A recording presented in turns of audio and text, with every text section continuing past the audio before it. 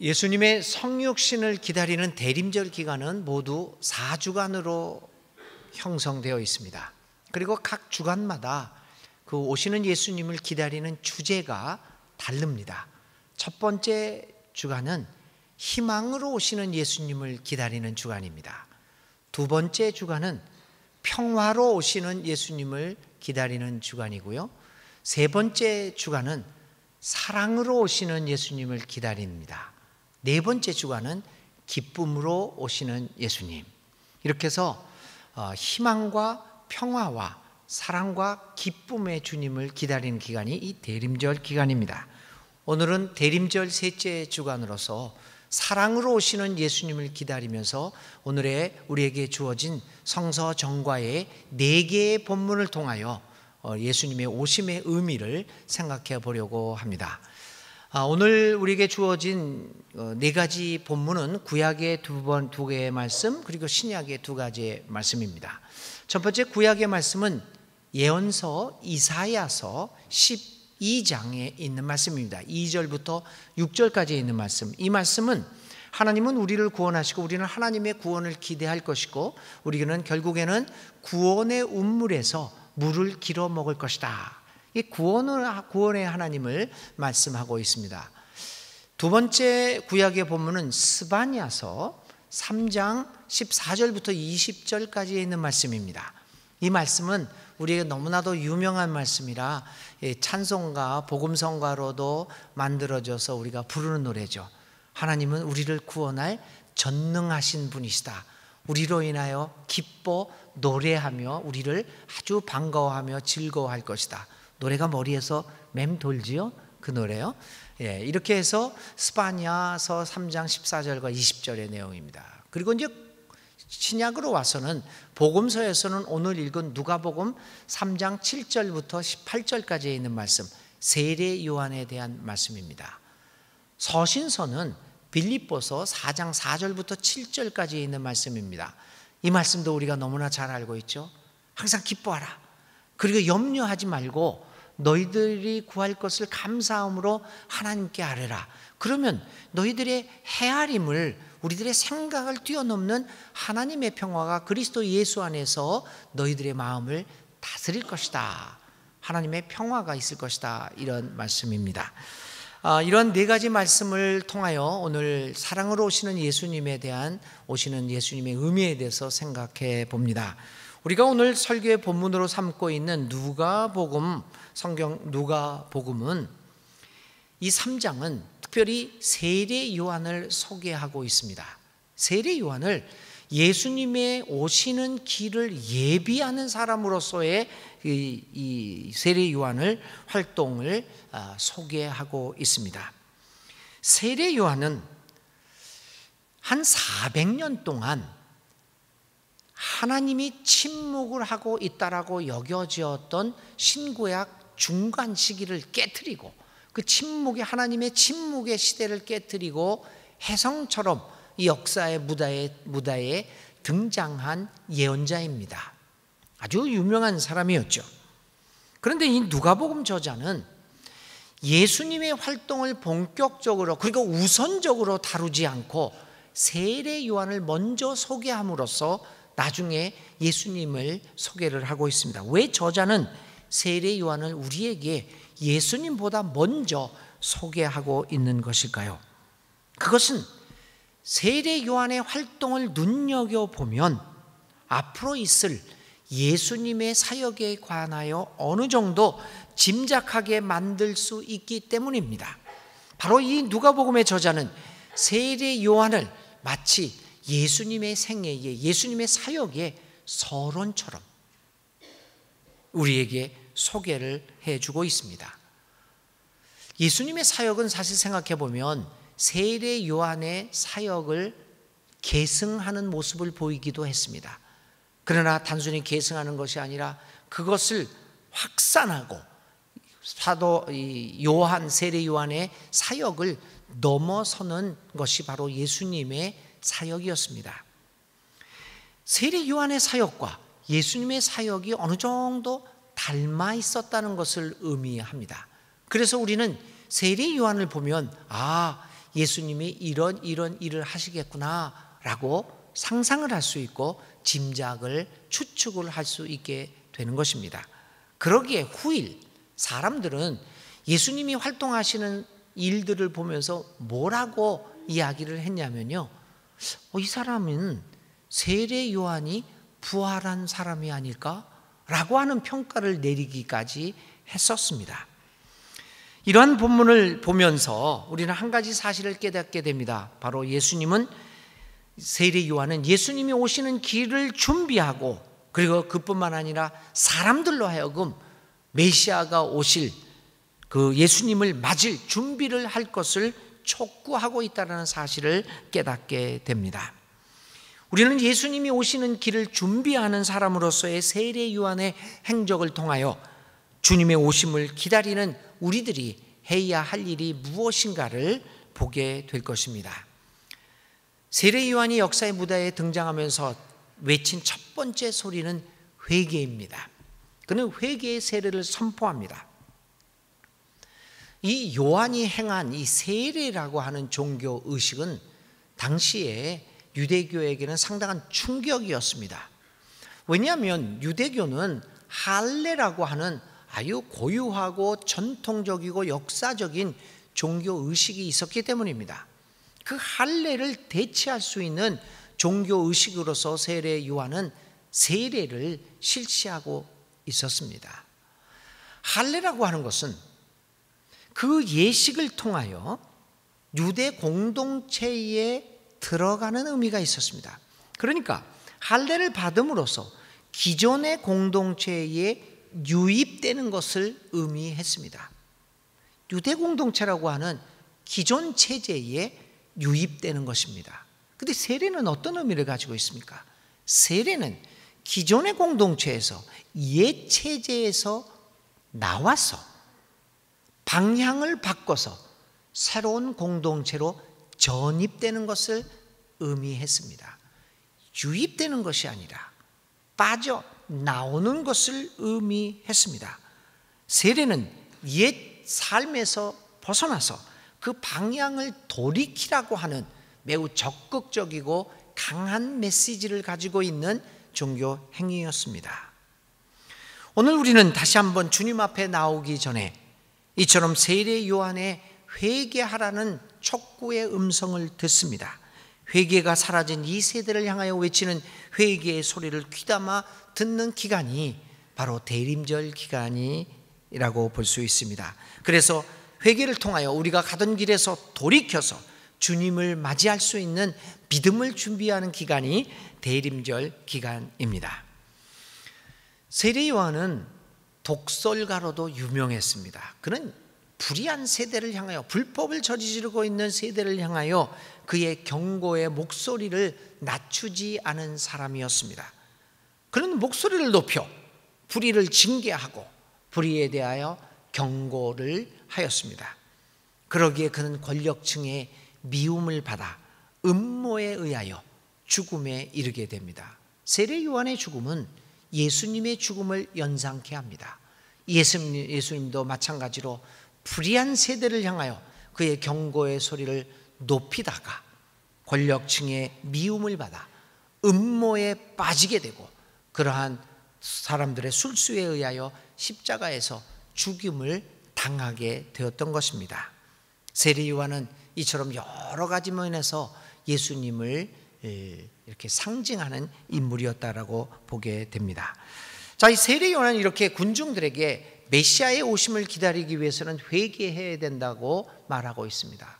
여기에 대해서 청중들은 어떤 반응을 보이고 있습니까?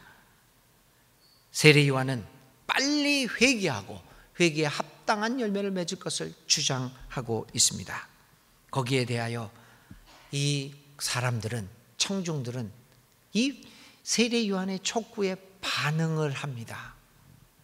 반응이 있다는 것, 이거는 우리에게 희망을 줍니다. 회개 촉구에 당시의 사람들은 이런 모양 저런 모양으로 반응을 했습니다. 피리를 불면 춤을 추고 곡을 하면 같이 따라주는 반응이 있다고 하는 것은 절망 가운데서도 희망을 보게 만드는 상징적 행위들입니다. 그러고 보면 오늘 우리의 사회보다는 당시 예수님 사회가 오히려 희망이 있었지 않은가라는 생각을 갖게 합니다. 아무리 회개를 촉구하는 소리가 있더라고 하더라도 오늘 이 시대를 살아가는 사람들에게는 아무런 반응도 일으키지를 못하고 있다라는 슬픈 현실을, 안타까운 현실을 우리는 당면하고 있습니다.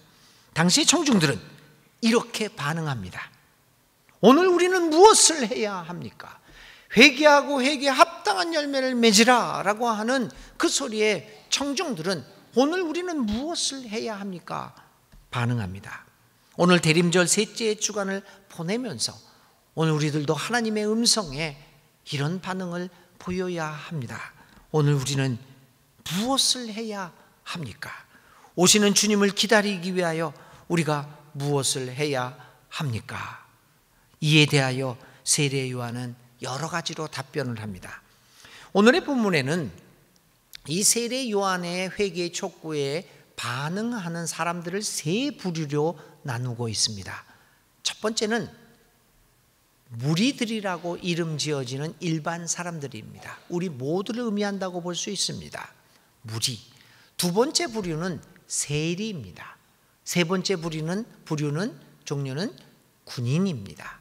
무리와 세리와 군인들이 이들에게 세례 요한의 답변에 우리는 오늘 무엇을 해야 합니까? 라고 질문을 합니다.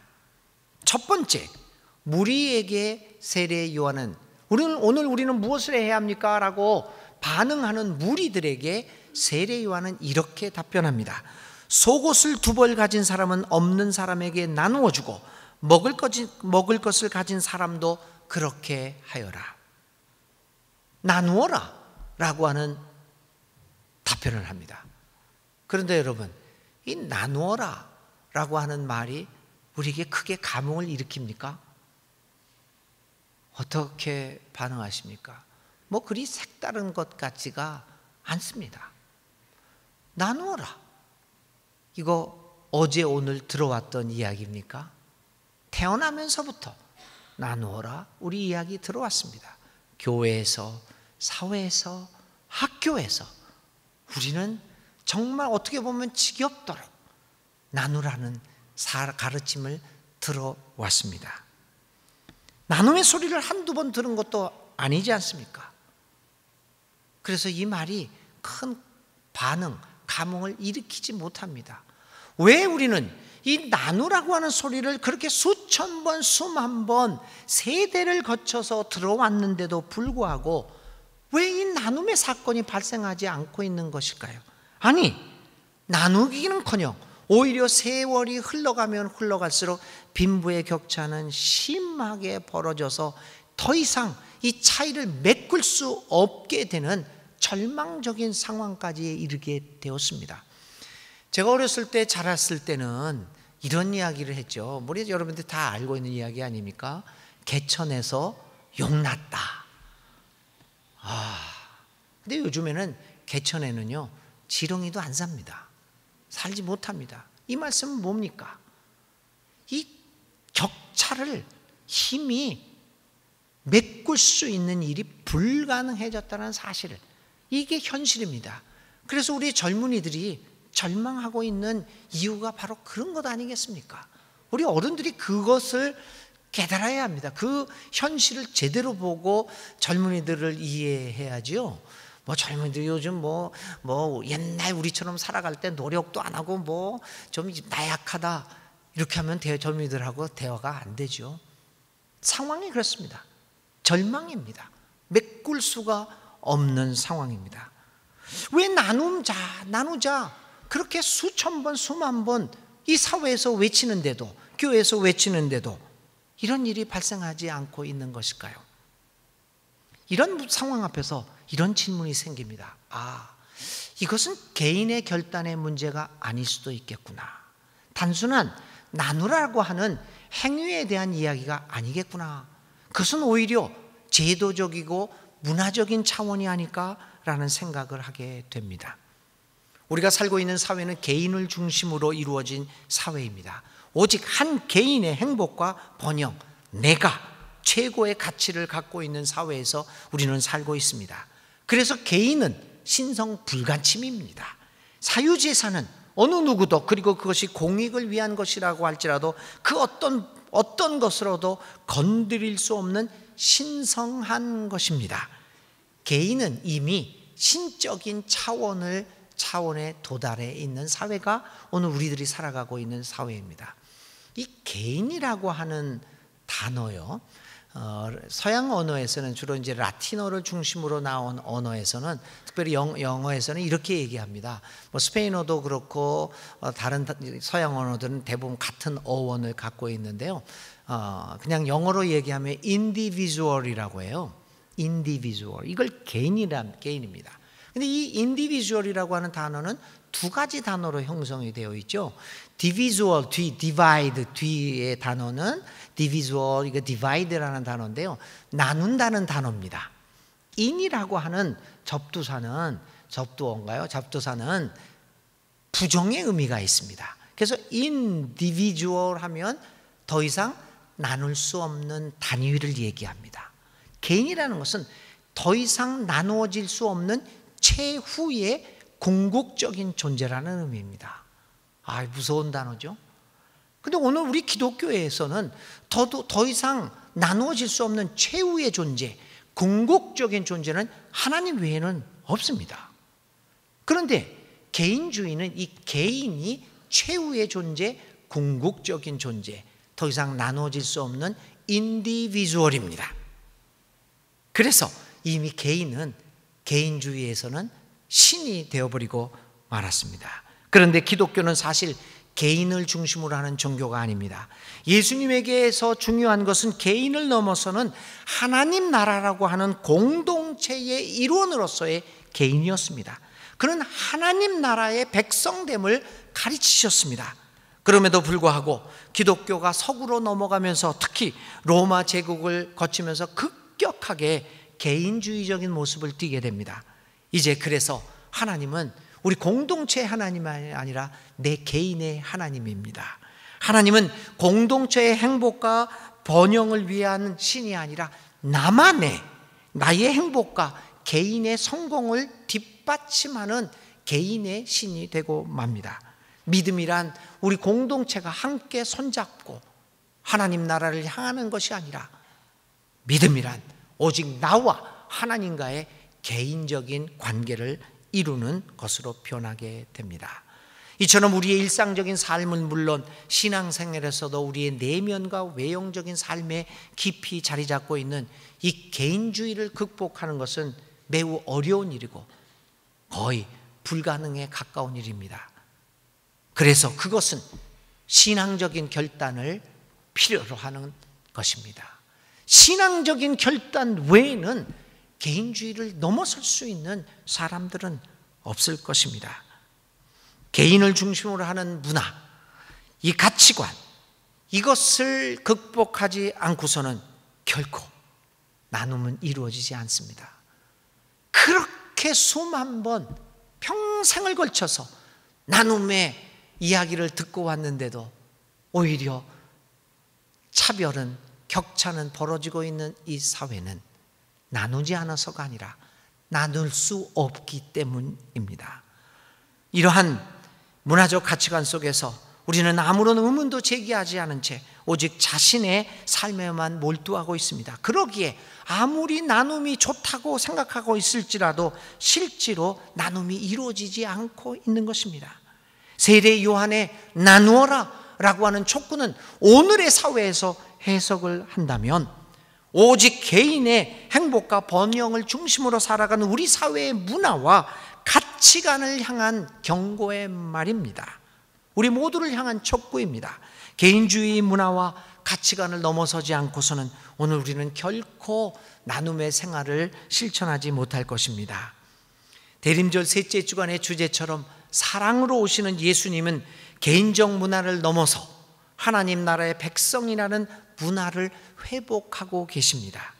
나눔이라고 하는 것은 그러므로 개인을 넘어서서 우리라고 하는 가치관을 회복하는 가치관 회복의 운동일 것입니다.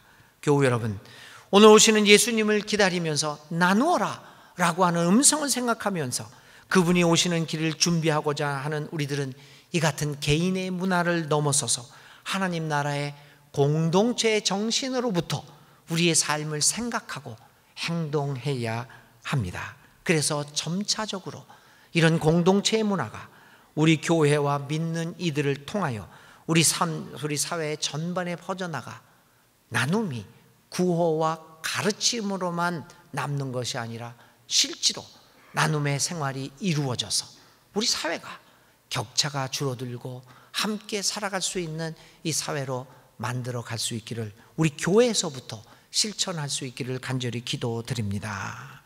두 번째 부류의 사람들이 말합니다. 세리들입니다.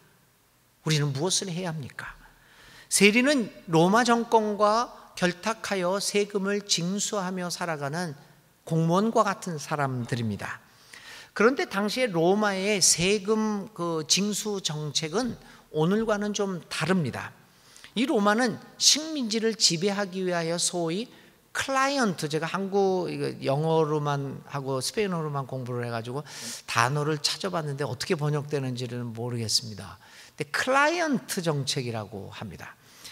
이거는 이제 대리인을 내세워서 내가 요구하는 것을 그 대리인이 충족시켜주면, 제가 클라이언트, 제가 고객이죠. 그러니까 저를 충족시켜주면 그 다음에 일어나는 일들은 나는 상관 안 하는 정책입니다. 그러니까 세리라고 하는 대리인을 내어서서 유대 백성들에게 세금을 징수합니다. 그러니까 나에게 내가 요구하는 일정액을, 그러니까 규정되어 있는 액수를 나한테 갖다 바치면 그 다음에 거두어 드리는 거에 대해서는 나는 상관하지 않는 정책이 이 클라이언트라고 하는 정책이었습니다. 그래서 그 규정액을 넘어서는 초과 금액은 세리들이 가져갈 수 있도록 합니다. 굉장히 잔혹한 정책이지요. 그래서 세리들은 자신의 수입을 늘리기 위해서는 과다한 세금을 거두어야 합니다. 그래서 그들은 더욱 악랄하게 일반 민중들에게 세금을 부여하고 거기서 부당 이익을 취하곤 하였습니다. 세리들은 단순히 로마 정권에 협력했다는 이유로 비난을 받은 게 아닙니다. 오히려 이러한 착취 행위로 인하여 민중들의 지탄을 받았던 것입니다.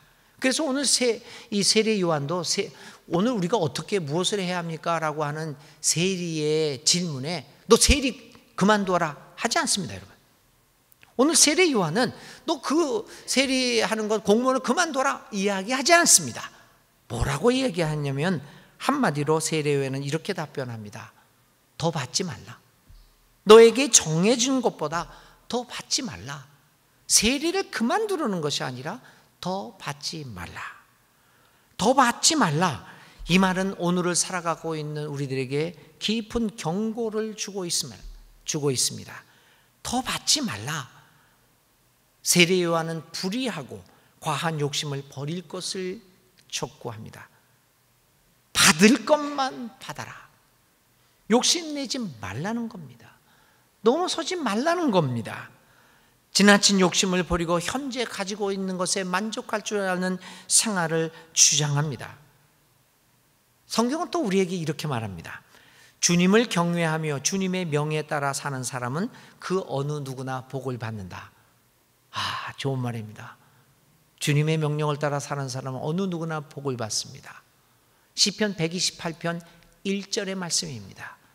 그런데 거기서 끝나지 않습니다. 2절은 계속해서 그 복이 무엇인가를 설명합니다. 내 손으로 일한 만큼 내가 먹으니 이것이 복이요 은혜이다. 우리 사람들은 128편 1절까지만 읽고 싶어 합니다. 어느 누구나 복을 받는다. 근데 2절에 네가 손으로 일한 만큼만 네가 먹으니 이것이 복이요 은혜이다. 주님이 주시는 복은 손으로 일한 만큼 먹는 겁니다. 그런데 우리는 그것보다 더 받으려고 합니다. 거기서 모든 문제가 시작됩니다. 오늘의 또 다른 성서 본문인 빌립보서 4장은 이렇게 얘기합니다. 주님 안에서 항상 기뻐하십시오. 아무것도 염려하지 말고 모든 일을 오직 기도와 간구로 하고 여러분이 바라는 것을 감사하는 마음으로 하나님께 아뢰십시오. 그런데 여러분, 어떻게 우리는 항상 기뻐하고 어떻게 아무것도 염려하지 않을 수 있겠습니까? 비결은 여기에 있습니다. 오직 수고한 대로 먹는 것이 하나님이 우리에게 주시는 복이며 더 받지 말라라고 하는 오늘의 말씀에 순종하면 이루어질 수 있는 이야기입니다. 근데 그것을 우리가 못하기 때문에 항상 기뻐하고 염려하지 말라라고 하는 하나님의 말씀이 마음에 와닿지 않고 그저 듣는 것으로만 끝나게 되는 겁니다. 이렇게 하게 되면 빌립보서 4장 7절은 우리에게 이런 결과가 생긴다고 얘기합니다. 그리하면 사람의 헤아림을 뛰어넘는 하나님의 평화가 우리들의 마음과 생각을 그리스도 예수 안에서 지켜줄 것입니다. 이렇게 말합니다. 그런데 우리가 그 삶을 살지 못하고 모두 정해진 것보다 더 받으려고 하다 보니까 기뻐할 수 없고 염려에서 벗어나지 못하는 것 아니겠습니까? 사랑하는 교우 여러분, 오늘 우리가 사랑의 빛으로 오시는 예수 그리스도를 기다리면서 주님이 오시는 길을 준비해야 합니다. 더 받지 말라라고 하는 주님의 말씀을 깊이 마음에 가다듬고 주님이 사랑으로 오시는 주님을 맞아들이는 여러분들 될 수 있기를 간절히 기도드립니다. 세 번째 부류의 사람들이 질문합니다. 오늘 우리가 무엇을 해야 합니까? 세 번째 부류의 사람들은 군인들입니다. 로마 군인들입니다. 로마 군인들은 권력의 상징입니다. 군인들은 사람들의 목숨을 좌지우지할 수 있는 능력을 갖고 있는 사람들이었습니다. 그들은 지나가는 사람들을 붙잡고 군수 물자를 지고 가도록 명령할 수 있는 권한이 있었습니다. 법에 의하면요, 지나가는 데가 물건을 짐을 가지고 가는데 지나가는 사람 붙잡아 놓고 너 짐을 지고 가라 이야기를 할 수 있습니다. 그게 오리까지 가능합니다. 법으로 2km 정도를 강제 노동을 시킬 수 있습니다. 그리고 또 지나가는 사람에서 내가 군대가 필요하다고 하면은 물건들을 징발이라고나 하나요? 이렇게 빼앗아서 옷을 빼앗든지 아니면 물건들을 가지고 있는 물건들을 군대를 위해서 빼앗을 수 있는 능력을 갖고 있습니다. 속옷을 겉옷을 빼앗아 가질 수도 있습니다. 세 번째는 군인들은 지나가는 사람들에게 그러니까 즉각적인 처벌을 할 수 있습니다. 그래서 오른쪽 뺨을 때리는 그 정도의 벌을 내릴 수 있는 권한을 가진 막강한 사람들이었습니다. 여러분 기억하시죠? 마태복음 5장 38절 이하에 예수님께서 오리를 너희한테 억지로 가고자 하는 사람이 있다면 심리까지도 가져라. 겉옷을 가지려고 하는 사람이 있으면 속까지 줘버려라. 오른뺨을 때리는 사람이 있으면 왼뺨까지도 맞아라. 이거 한 거 기억나시죠? 바로 이것이 이러한 시대적 배경을 가지고 나온 가르침이시죠. 이러한 막강한 권력을 가진 군인들이 오늘 우리는 어찌해야 합니까? 그러니까 세례 요한이 이렇게 이야기합니다. 힘쓰지 마라. 네가 가진 힘을 쓰지 마라. 힘을 좀 빼라. 이렇게 말합니다. 그런데요, 오늘 우리는 이 군인들에게 요한이 한 말, 힘쓰지 마라.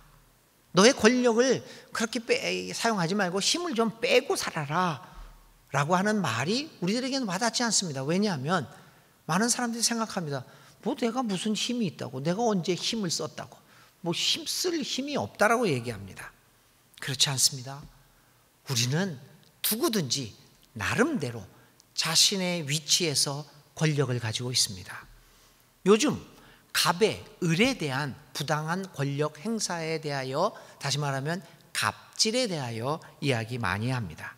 그러나 여러분, 갑질은 특정한 사람만이 행하는 것이 아닙니다. 어떤 특정한 갑으로부터 내가 을이 되어서 부당한 대우를 받습니다. 이 을이었던 나는 상대적으로 나보다 약한 사람에게 갑이 됩니다. 예전에 남편한테 좀 이야기를 들은 엄마가 화가 나가지고 딸이나 아들한테 뭐라고 막 얘기를 합니다. 그러면 그 큰딸은 큰 아들은 동생에게 얘기합니다. 그래가 줄줄줄 내려가서 막내까지도, 제일 힘이 없는 막내까지 가서 대단히 야단을 맞기도 합니다. 그 아이는 어떡합니까? 집에서 기르던 강아지를 배끼질을 합니다. 이 이야기가 우스운 것 같지만 이 갑질이 상속되는 거죠. 실제로 그런 일들이 발생하고 있습니다. 우리는 언제든지 갑이 될 수 있고 을이 될 수 있습니다. 그러기에 오늘 이 질문이 우리에게 해당된다는 사실을 깨닫고 요한이 이들에게 한 답변에 대하여 관심을 기울여야 합니다. 아무에게나 협박하여 억지로 빼앗거나 거짓 고소를 하여 빼앗거나 속여서 빼앗지 말라. 힘의 남용과 오용을 경계합니다. 사랑의 빛으로 오시는 예수 그리스도를 기다리면서 오늘 우리는 우리의 일상생활에서 내가 가지고 있는 여러 가지 다양한 모양의 힘들을 잘못 사용하고 있는 것은 아닌가를 돌아보아야 합니다. 사랑의 빛으로 오시는 예수 그리스도는 하나님으로서 막강한 힘을 가지셨습니다. 그러나 그는 사람들을 위하여 그 힘을 버리셨습니다. 하나님 자리를 버리시고 인간의 모습으로 오셨을 뿐만 아니라 힘이 없는, 힘을 다 빼버린 가장 낮은 자의 모습, 종의 모습으로 오신 것을 우리는 기억해야 합니다. 다른 사람을 지배할 수 있는 힘을 버리시고 오히려 다른 사람을 섬기려고 그가 가진 힘을 다 빼어버리신 그 예수님은 진정 사랑 그 자체이십니다. 사랑은 예수님처럼 내가 가진 힘을 버리고 힘을 뺄 때 이루어지는 것이 아니겠습니까? 사랑은 상대방을 제압하기 위한 힘을 빼지 않고서는 이루어질 수 없습니다. 사랑으로 오시는 예수 그리스도를 기다리는 대림절 기간 동안에 우리는 너무 힘을 주고 있는, 그 가지고 있는 조그만 힘을 행사하고자 너무 힘을 주고 있는 우리의 삶을 돌아보고 성찰하면서 힘을 빼는 이 일주일의 기간이 되어야 할 것입니다. 우리의 눈의 힘부터 좀 빼고 사람들을 여유 있고 느긋한 표정으로 바라볼 수 있으면 얼마나 좋겠습니까? 사랑의 빛으로 오시는 예수님은 스바냐의 예언자의 말처럼 우리와 함께 계시는 분이시며 구원을 베푸실 전능하신 하나님입니다. 그런데 그 전능의 하나님이 우리에게 힘 자랑을 하지 않습니다. 오히려 스바냐 3장 17절의 말씀대로 우리를 보고 기뻐하시고 반기시고 우리를 사랑으로 새롭게 해주시고 우리를 보고서 노래하며 기뻐하십니다. 오늘 우리를 사랑하기 위하여 자신의 힘을 빼고 오시는 하나님을 우리는 목격하고 있는 것입니다. 사랑의 빛으로 오시는 예수님을 기다리는 이 대림절 셋째 주간에 우리 모두가 힘을 좀 빼고 살아가면서 사랑의 모습을 보여줄 수 있기를 간절히 기도드립니다. 이제 오늘의 말씀의 결론을 내립니다. 사람들은 나누어라, 더 받지 말라, 힘을 빼라 라고 하는 세례 요한의 그 힘 있는 선포를 들으면서 그리고 세례 요한의 행위를 보면서 사람들은 혹시 세례 요한이 자기들이 기다리고 있는 메시아가 아닌가라고 하는 생각을 갖게 되었습니다. 다시 말하면 세례 요한을 예수님으로, 메시아로 착각하기 시작했던 것입니다. 사람들이 요한을 메시아로 착각하는 것은 매우 자연스러운 일이었습니다. 왜냐하면 세례 요한은 메시아가 할 것이라고 기대하고 있는 바로 그 일을 하고 있기 때문입니다. 그래서 사람들은 충분히 세례 요한을 메시아로 착각하기에 충분했습니다. 사람들은 요한을 보면서 다른 누구가 아닌 메시아 예수님을 보고 있었습니다. 교우 여러분, 예수님을 기다리는 우리 교회를 보면서 예수님을 믿는다고 하는 우리들을 보면서 세상 사람들은 무엇을 보고 있을까요? 우리의 행위와 우리의 언어를 통해서 보여지고 있는 메시아를 보게 될까요? 사람들은 요한을 보면서 메시아로 착각했습니다. 오늘 사람들이 교회를 보면서, 우리 순천중앙교회를 보면서 여기가 하나님 나라다 라고 착각할 수 있도록 할 수는 없을까요? 대림절 셋째 주간에 주님께서 우리에게 주시는 말씀입니다. 사람들은 요한을 메시아로 착각했습니다. 오늘 사랑의 빛으로 오시는 예수님을 기다리는 이 계절에 과연 우리는 어떤 모습을 보이고 있는가를 돌아볼 수 있기 바랍니다. 나누어라, 더 받지 말아라, 힘을 빼라, 이것을 실천함으로 사람들로 하여금 우리 교회와 믿는 이들을 보면서 메시아로, 하나님 나라로 착각할 정도가 될 수 있기를, 그 일을 위해서 우리의 믿음을 모을 수 있기를 간절히 기도합시다.